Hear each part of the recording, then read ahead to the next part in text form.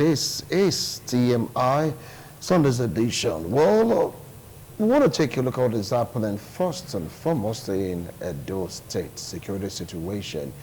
But even about the training, retraining, inauguration, or so to speak, of a brand new set of Edo Security Corps. Yes, we inaugurated what is 2 days ago at Okada after serious training. Yes, two weeks rigorous, tedious training just to, make it more combatant ready, more intel gathering ready, more coordination when you talk about the formation of this particular outfit. Do you think they'll do better? Do you think they've been trained enough to go to the hinterland? So make sure that farmers no longer cry. Do you think that they are really ready to work in synergy with all the security agencies? Do you feel that this may just be the answer that the citizens are looking out for? What do you feel about this reorganizing or reorganization of the Edo State Security Corps? That is what we'll take a look at on this particular discussion segment. With me here in the studio is a one-time local government chairman of Uhuode, right? Yes, Honorable Napoleon Agbama. Honorable, thank you so much for coming on today's show. Thank you, Winston. I appreciate your coming. Thank you very much. All right. So very close to him. So very close to him. He's an activist. I wonder why I choose to put on Niger Delta cap this morning. What is going on, Solomon? Solomon Idiogbe, a human rights activist, political analyst. Welcome to TMI. Good morning this morning, and viewers at home, a very good morning.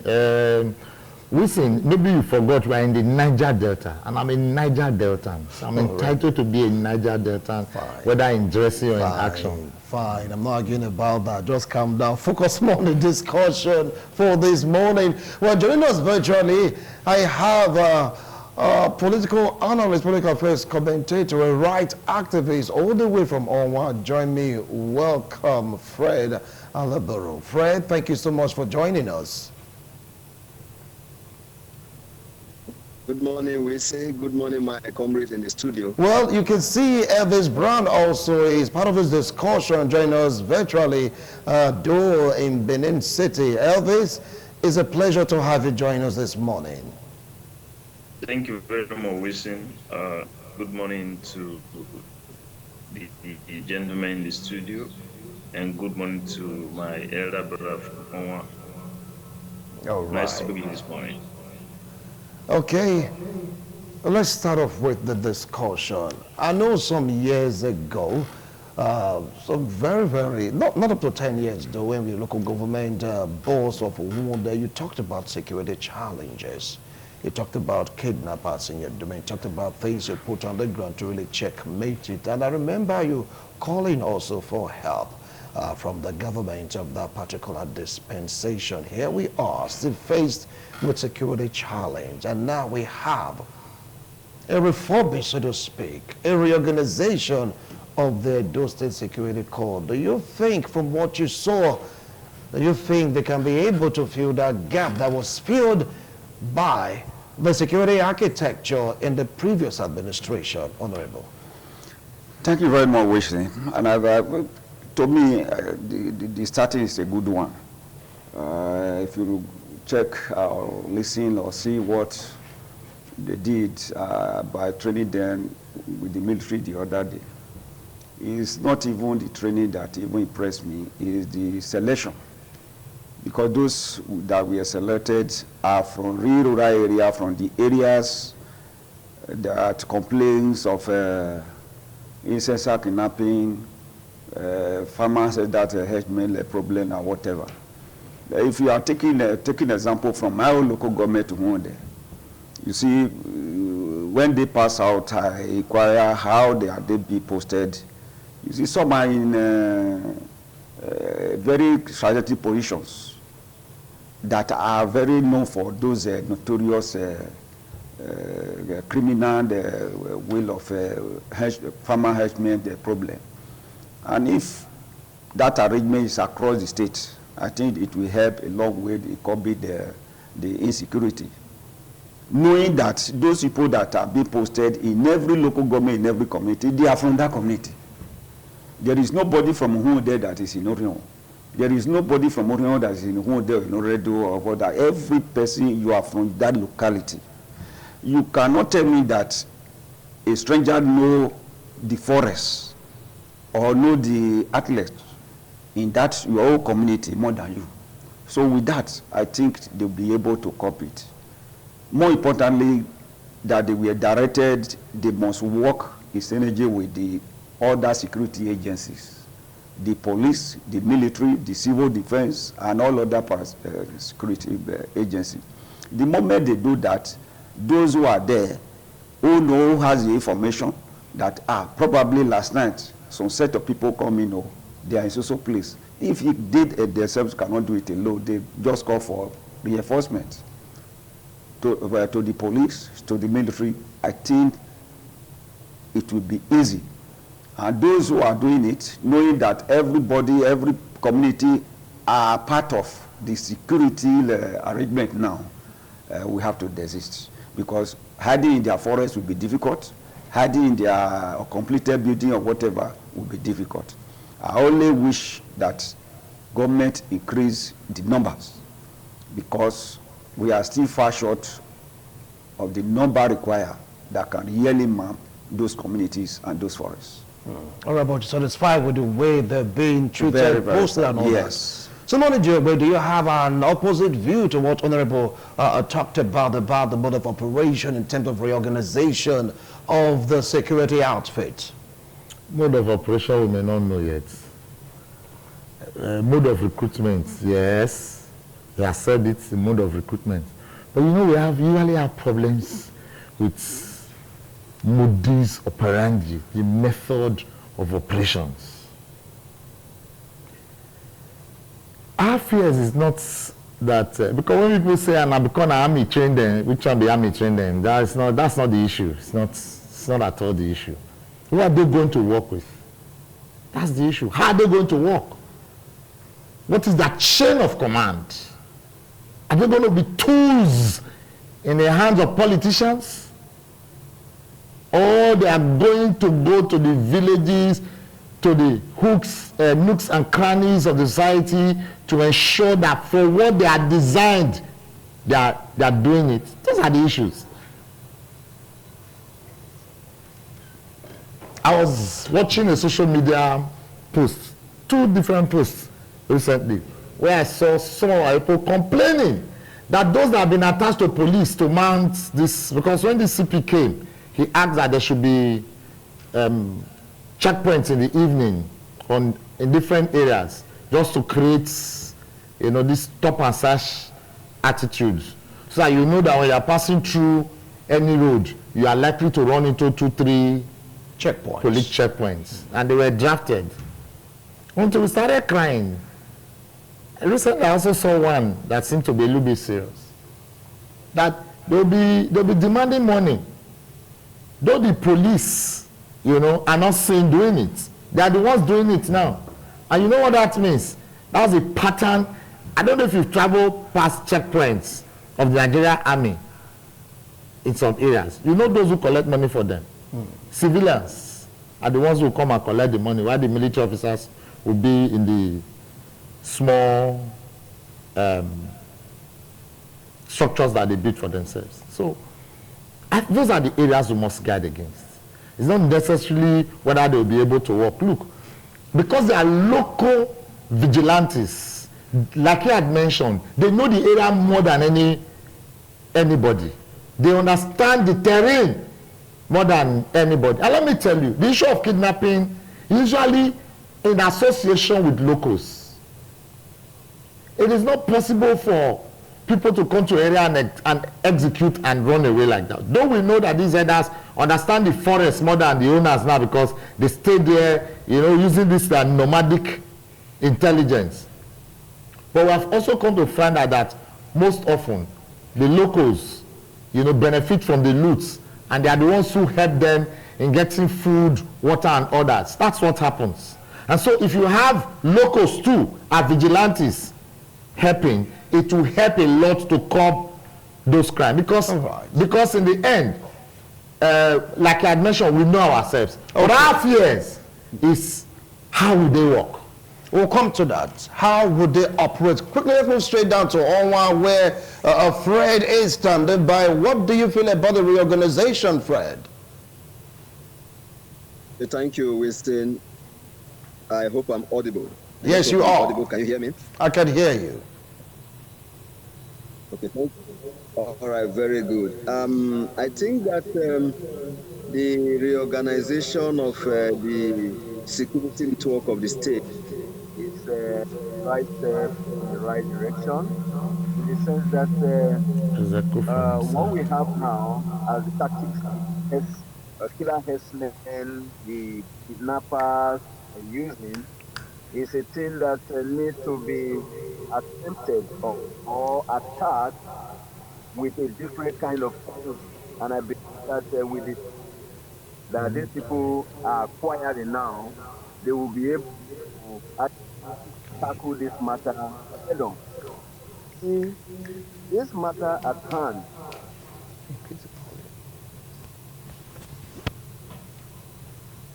He's sleeping.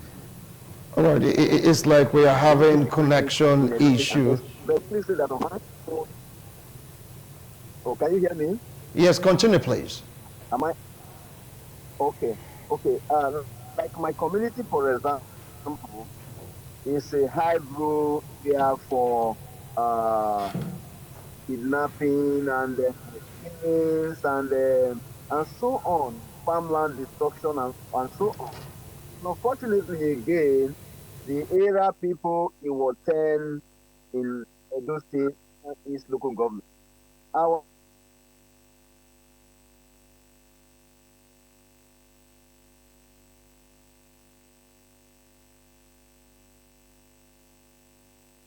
You just hold on. We want to go for a break. Thank you so much for staying tuned. We had to go for a break to make one or two corrections, technically speaking, but we are right back to continue with the discussion talking about the security situation in Edo State. And we're moving straight to Onwa, where Comrade Fred is standing by. Comrade Fred, are you there? Yes, I'm here. All right, please continue with the points you were making before we went for that break. Okay, thank you again, Whistle, and my respect comrade in the studio. What I was actually trying to express is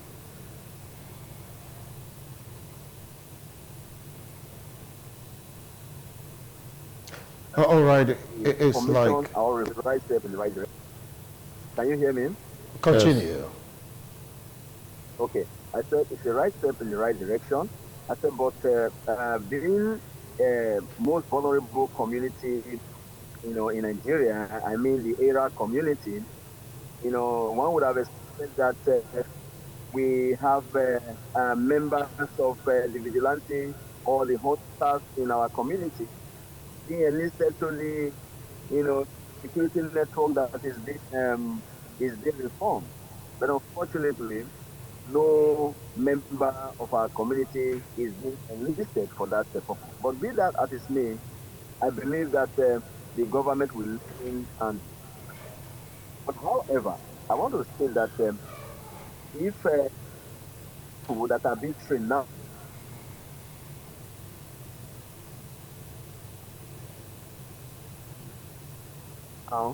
are not actually going to where I believe we have a win on this fight against insurgency, insecurity in our community. So, for example, you recall that on May 16 in my community, 7 people were kidnapped. I mean, 6 people were kidnapped, and till now, one of them is still in captivity.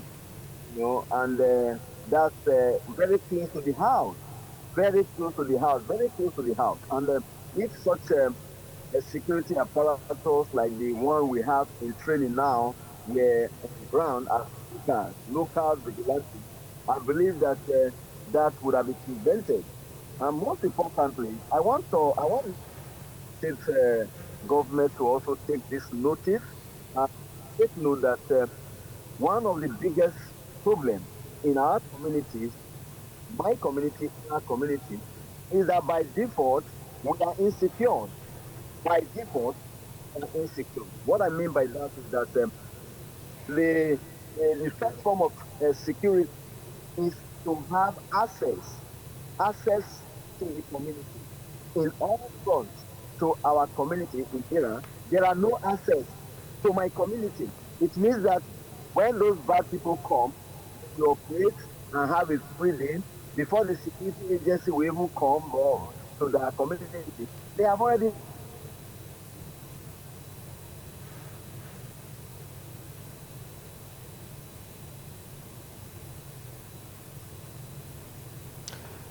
All right, I think we should move over to Brown.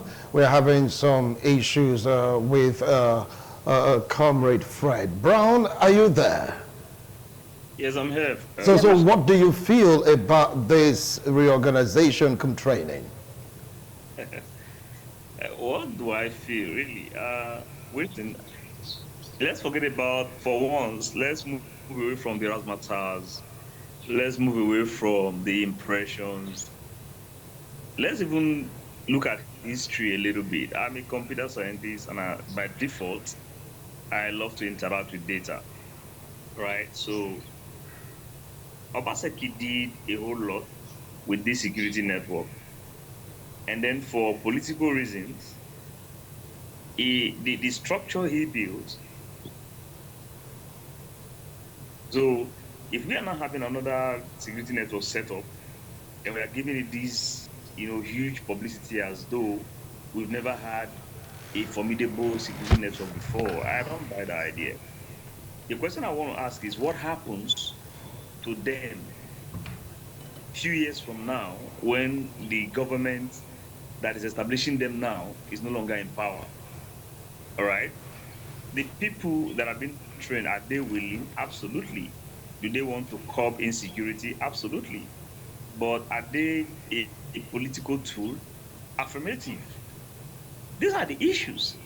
It is not whether or not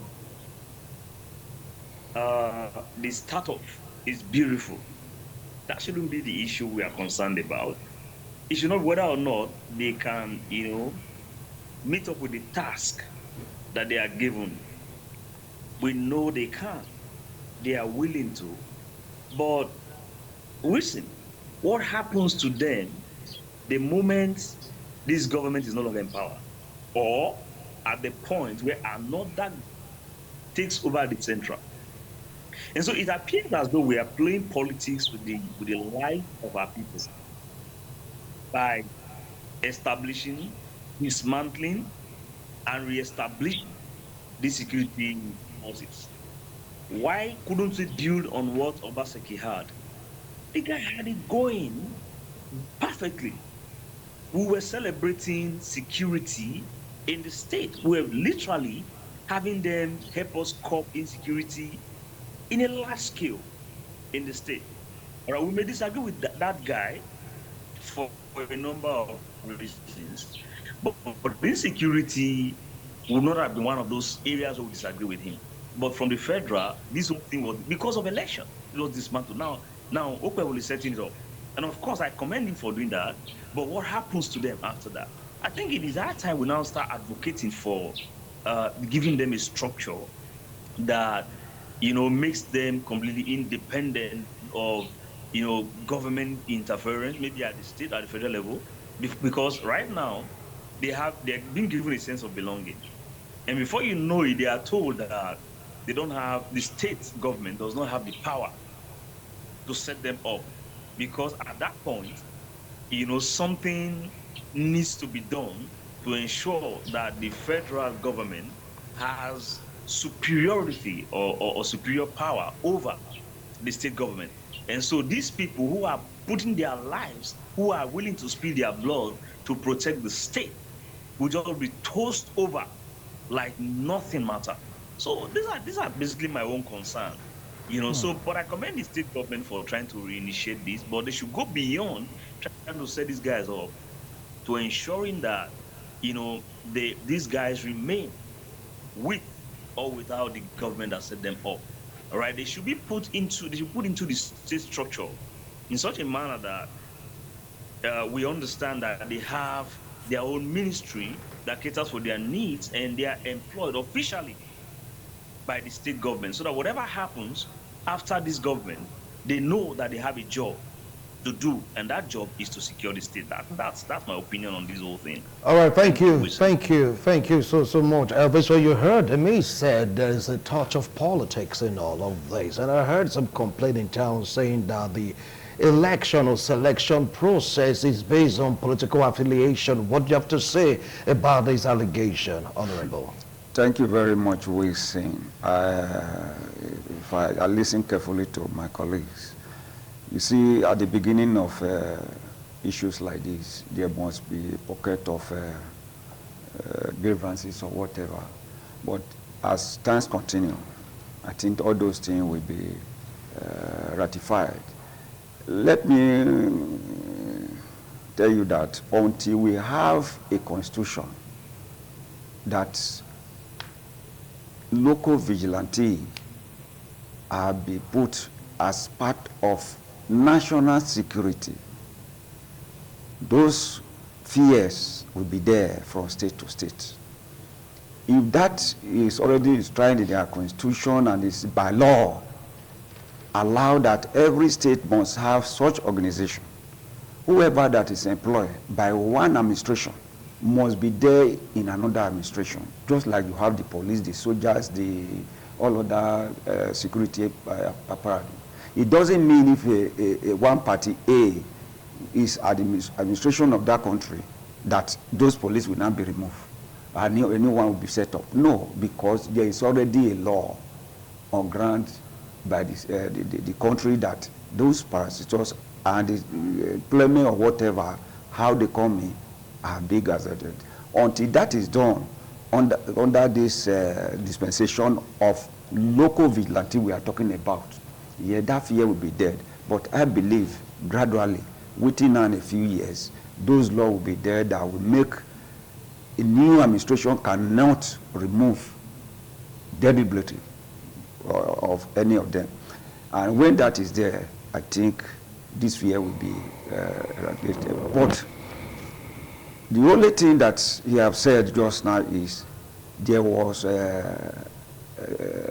laid down security outfit under the previous administration. Yes, like you said just now, I was a sitting council chairman. We are allowed to have our own vigilantes. We know the areas in our various local governments that are very prone to this insecurity that we posted them to. Personally, I even went with them to forests and every other area to make sure that we give them that zeal, that power to do whatever we are doing to make sure that our locality are safe. But we have to, at the same time, like my brother said, appeal to the Nigerian police to accept fully these people into their fold, assist them to make sure that we curb this insecurity. He talked of collection of money just now in them. If the police that they are working with are not allowing them to do it, they will never do it. So, but at the beginning, all this pocket of complaint must be there. And I do know that the city governor today is a workaholic. He will, or one time or the other, supervise, know all these grievances, and amend it accordingly, and people will be happy. All right, thank you so much, Honorable. Well, Solomon Ijobe, you heard what Elvis talked about, and of course, Honorable Napoleon expatiated on it about political touch in the recruitment process. Do you feel that this would affect the effectiveness of this particular group? Unless we want to deceive ourselves, there's no way you can remove the political interference or the political touch or political patronage for political, how do I put it, loyalists. It's unless you just want to be deceitful. You won't expect an Obaibolo's government to recruit from the PDP, for example, people that he will use. It's not possible. unless they have the count. What are you talking about? Even commodity. That is not true. That is not true. Most of them that are there now, we are there during our security. Let's call a spade and not a farm tool. You and I know. Why did you not allow the local government chairman that were elected during the, whether in quote, selection by the Obaseki administration? Why is he appointing those he feel they can work with? So let's not deceive ourselves.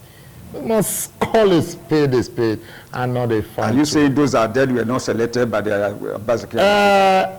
Mr. Napoleon, unless you want us to unveil, and very well unveil it, and we'll tell you that what is the difference between those elected or selected in quote chairman by Obaseki and those he's using. These ones are councillors who are decamped overnight, masquerading as PDP, though, you know, recently they are fully moved into the APC. But it's just like somebody, I mean, what has it got to do with security outfits? We are saying the same thing. Let us not mislead ourselves.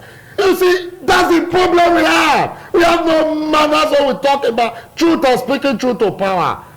There are some persons in Labour Party today masquerading as Labour Party senators. All of us will know that they are already APC senators, masquerading as Labour Party senators. What does that have to do with the security we are talking about? It's the same thing. What got us here is your interference trying to say that one has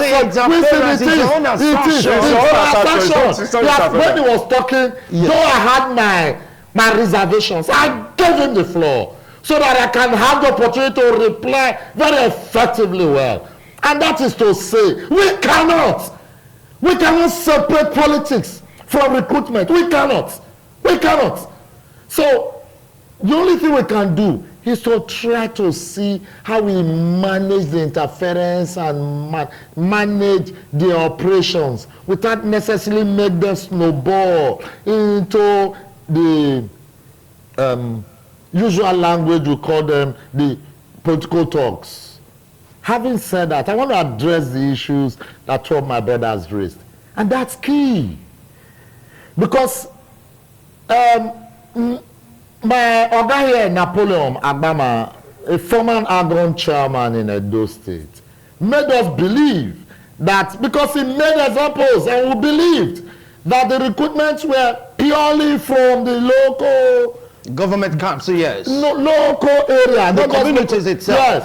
And my brother from Onwa made it clear that he can, I know him, he's a party faithful to his party. But he was quick to mention very clearly that he can say very categorically that his people were not part of those recruitment. It goes back to show that the selection process had a political touch.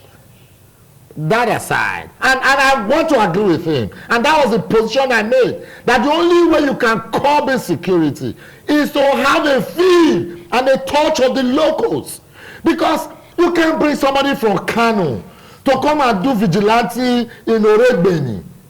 It won't work.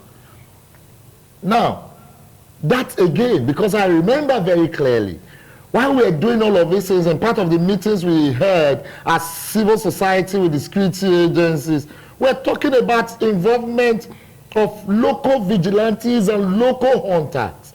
And so if you want to really do a thorough job, those who should be recruited as state security corps or state security, whether a change of nomenclature or whatever, should be local vigilantes. Okay. I'm coming. No, we say no. It's not just okay. Please. Please, allow me. No.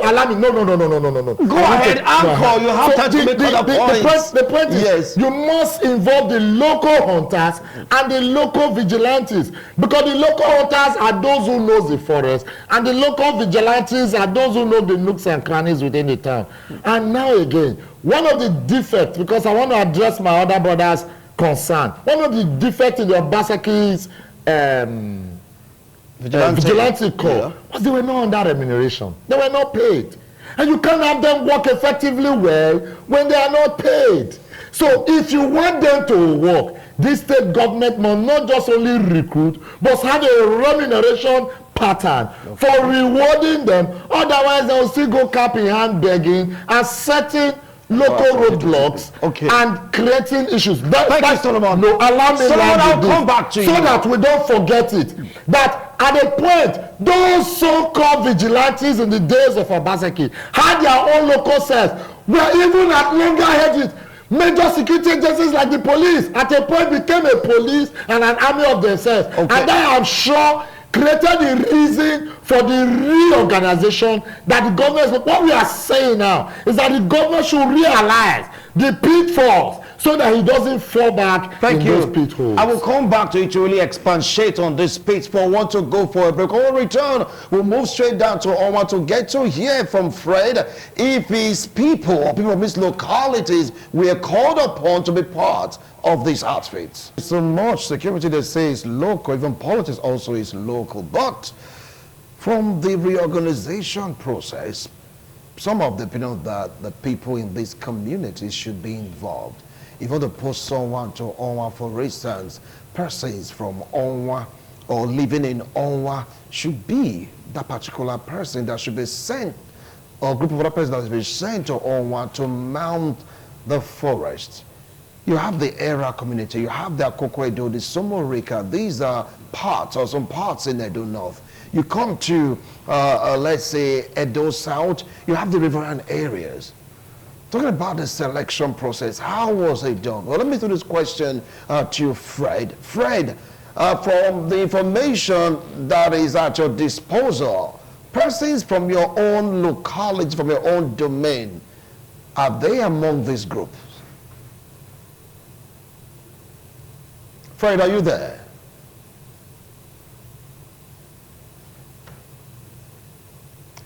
All right, it's like we're having serious technical issue. Now let's move on to Brown. Brown, if you can hear the sound of my voice, the persons recruited, was any of them picked on a locality? Okay, thank you so much. Before we establish contact on network, let me come to Honorable Napoli Nagbama. Now, what do you feel about this? Thank you very much. Like I said, I listened carefully to the man from Owa. He may not be aware that one or two persons from his community is among those that are betrayed now. He may not be aware because this is the beginning, the starting. Like my friend just said, the former setup of the organization by Obaseki, at the beginning when we were all involved, council were responsible for their stipends. We call it stipends because that is not salary. We were on monthly basis giving it to them, assisting them in order with other tools that they have to use in collaboration with every DPOs in their various areas. They will be given stipends. But later on, the administration, we are not looking at the insecurity per se. That is why when he was chatting just now, I was just laughing. Every time training, they were training, no documentation of number of security personnel by local vigilante they were having. No remuneration, no salary, nothing, no even stipends to them. And that is why when it was banned because people saw it that it was a political tool that he planned to use during election day. That is by the wayside. But the reorganization that is going on now, those who are involved now will be given their own salary every month so that they can do the work effectively. You should be given their own salary. Very well, they will get it under this administration. Let me again inform you today that not even in those states, nationwide, very soon there is going to be the hunters or forest guards, yes, which is the hunters. That is where the hunters will be involved because hunters know most of the forests, like the indigenous from those communities too knows it. So if both the hunter and the vigilante combine together, assist the Nigeria's security agents, I think it will be able to cope the insecurity. Right. Because the fear, the pains, or whatever that is happening is no to the government. But for Edo State, my only appeal will be that the challenges we are having those days are when you see a trailer coming, whether through from Okpila down to Benin here to every other, if a trailer is coming, you will see more than 20 persons on top. And if you see J5 loaded with more than 25 persons, like what happened at Oromi, I intercepted 2 J5 loaded with more than 25 persons with more than 50 dogs at the hall. When I said, they said they are going for hunting. Hunting for where? I now revised them back, called my colleagues in Nation Works. That one came out, direct them to call that is how we escort them out of the state. So the present administration must take care of all those areas to make sure that these people, this influence of those foreigners that are destabilizing our state doesn't come in. Until we do that, it's still going to be a very hard thing for us to cope, because when you see those trailers till tomorrow, see them coming, look at the top, you will have more than 50 persons coming. What do they have factory here? They will come out to come Okay. out. Well, So I was that is area the government must look at. okay, but given the signal that we're going to be able to establish contact with Fred. Now, Fred, we're talking about the selection process. Do you know of anyone in your community that is recruited or incorporated into this reorganized vigilante? Okay, thank you. Thank you, Wesley, once again.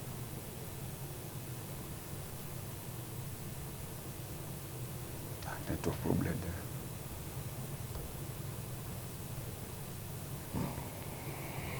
there.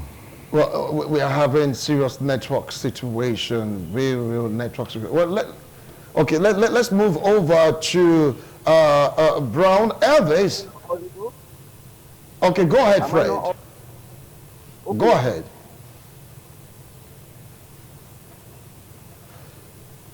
We have a serious network situation from Fred's end. Well, let's move up to Elvis. Elvis, from your own information, is there anyone that you know from your community that is in this particular sect?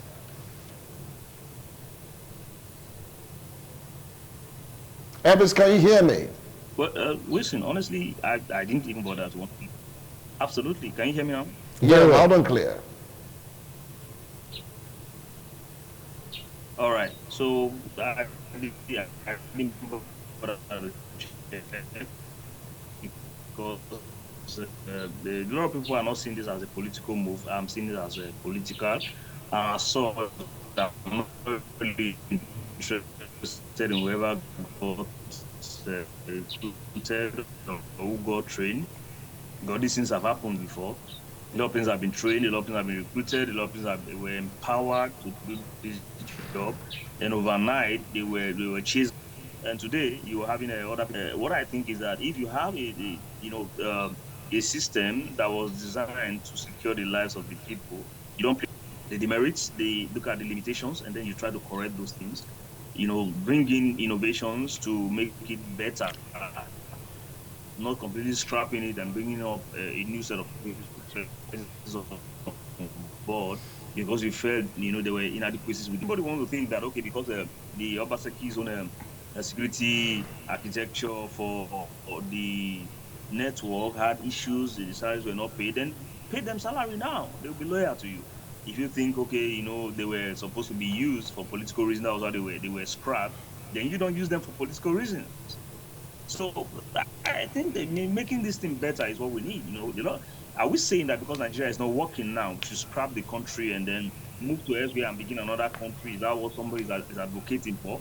You don't do that to a system. If you need a system that is not 100% functional, what you ought to do is to study the system and try to want to find out why it is not very efficient, and then you make it better. You bring in innovation to make it better, not thinking about a way to completely overhauling your own reasoning. People scrap it. People who had job, who felt they had job, they were actually working overnight, were chased away, and then you bring other people on board, you're training them. And after your own tenure, what happens? That's my concern, that's my question. What happens to them after your own tenure as governor of the state. So if you can build a structure.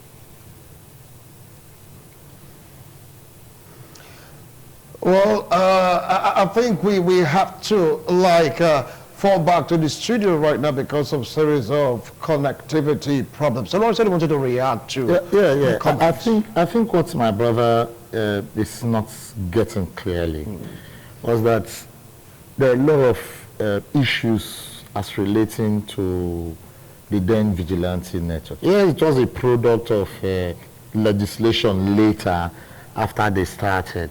But recall that this disbandment was orchestrated by the IGP as a result of what played. Now, I'll do a small rewind. There was a loss of life during the campaign, electioneering campaigns, way to the elections, that took the life of a police officer. And part of them were pinched or fingered as involved in that saga. And don't forget, because if you must say it, you must say it the way it is.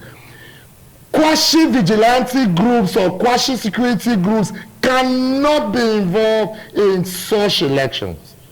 Because the national election, whether it's, you call it, the only elections you have that are organized by SEC are the local government elections, and those are the ones we are agitating and should be taken over by the federal government. So any election conducted by INEC, they do not allow vigilantes or other to participate. So that was why they were suspended. But because of the hue and cry of the people, to the activities of the vigilante, let me tell you, if you wanted to own a pump action, just go and register as a vigilante then, and then you own a pump action, and they just, in fact, if you have money, you become a sector commander. And let me also say it, as this government came, one of the things he wanted to fight was cultism. My brother, let's not mince words. Part of those people were major factors in those vigilantes. We are core members of non-groups.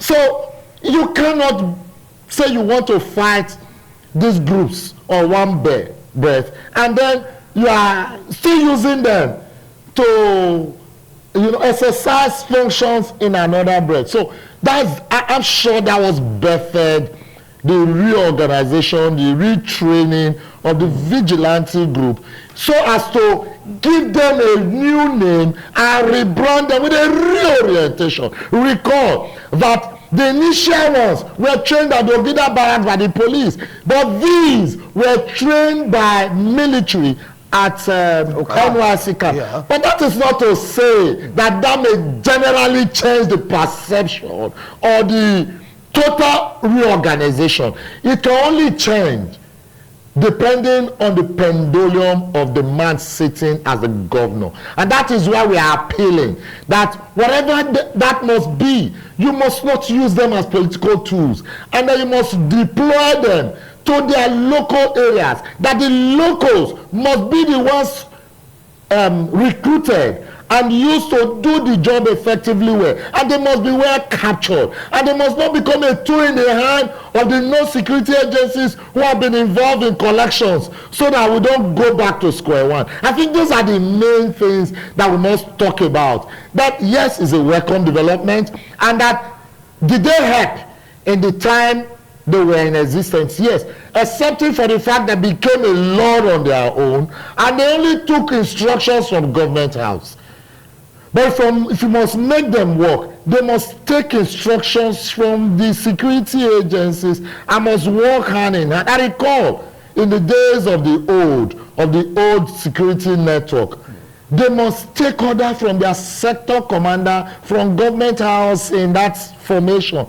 Now, what was supposedly to be or supposed to be then was that they were to work with all the DPOs in their various localities, and so that must be what should be retained, and then so that we can account for men, we can account for their actions. You are not expected to go out on any operation without being escorted by your divisional police officer, so that we can hold both the police and the security network accountable for their actions when anything goes wrong. I think those are the advocacies we should make.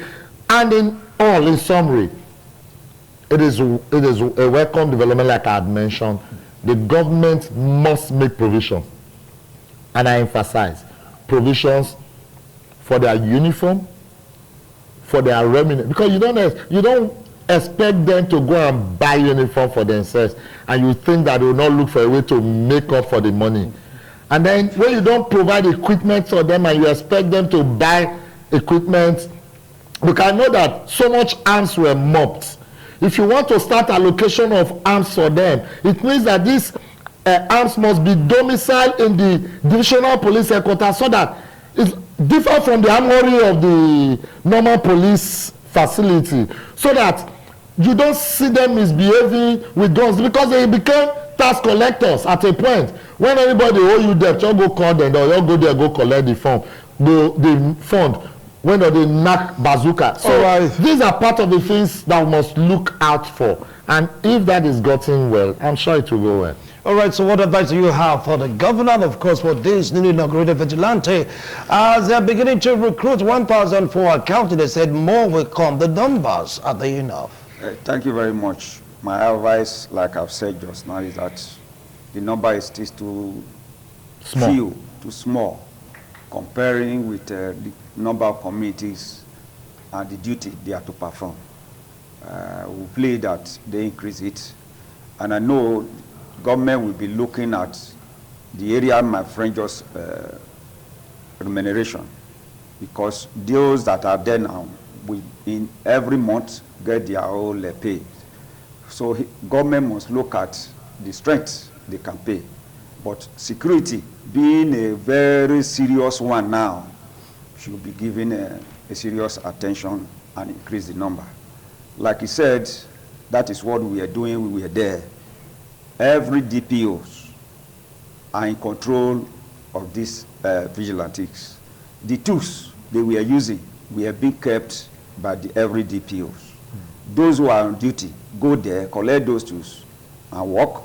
And 2 or 3 police men must be in their midst while they are going out for their duty.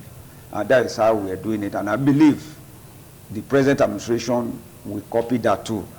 And at the same time, make sure that there is no external person. For instance, I'm taking an example from Umuode, where I come from. For somebody from Eastern Central to come and be a vigilante in Umuode. No, because such person does not know the terrain within the community that make up the local government. It must be an indigence of those communities. And if all these are done, I think we'll be able to reduce the problem of insecurity as father herdsmen or whatever you call it. Like he said, there is no kidnapping.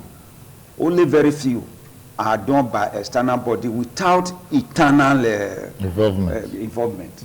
So with these people that are being recruited now, this is the first batch, they themselves must be fully screened that we do not involve criminals into our vigilante, that giving them more opportunity to start using weapons that are given to them by government to rob or kidnap our people. So the screening must be done not only by government, involve the community that you are going to pick these people. The community to know those who are clean from their communities as youth that will be involved, that will both do the right thing at the right time. All right, thank you so much. Honorable Solomon Diogbe, your advice and of course what you feel about this particular recruitment exercise. Well, my advice is clear, that government must be sincere and that the level of insecurity in Edo State is alarming. And the only way to curb it is to get the locals involved. And then hold people responsible for their actions. When there are failures, you must ensure that there are people punished for actions or, creating security lapses. And then security agencies must work with them effectively everywhere and ensure that things work for the better. Government, and emphasize, must stay away from politicizing the structure for self-benefit. That's the only way you can earn the respect of the people, because we have seen it so in the past. So let us not go back to Egypt. That's my advice. All right, thank you so much. Well, I've been told that Fred is on. Fred, what advice do you have for the government or the newly recruited vigilante members? And of course, if you have a member or someone or two from your community.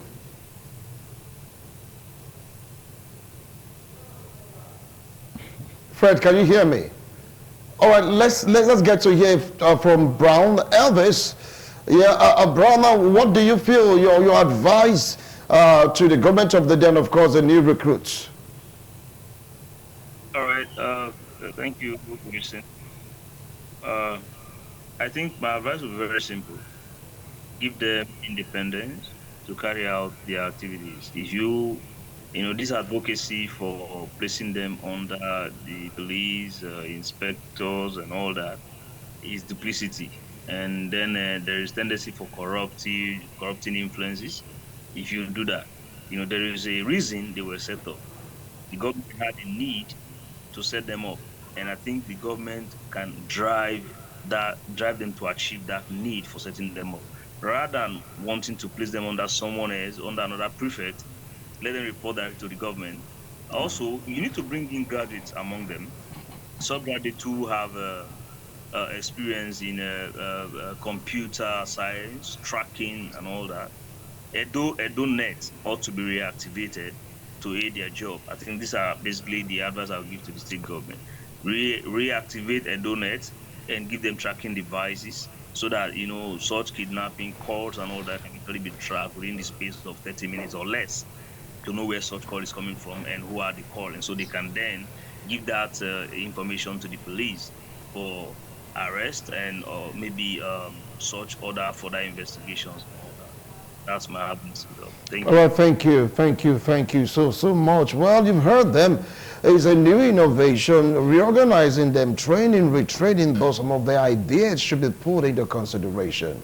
The persons you are sending to each communities, are they from that community? You don't reside in that community. How well do you know the terrain of that particular community? That should be the first thing for those who are redeploying this vigilante to communities. You have to know where they live. You can't move someone that lives at Oedo to Kobaka to the hinterland. This will not work. You can't move someone that lives at Auchi, you now move that person to Onwa, like Era community. It will not work.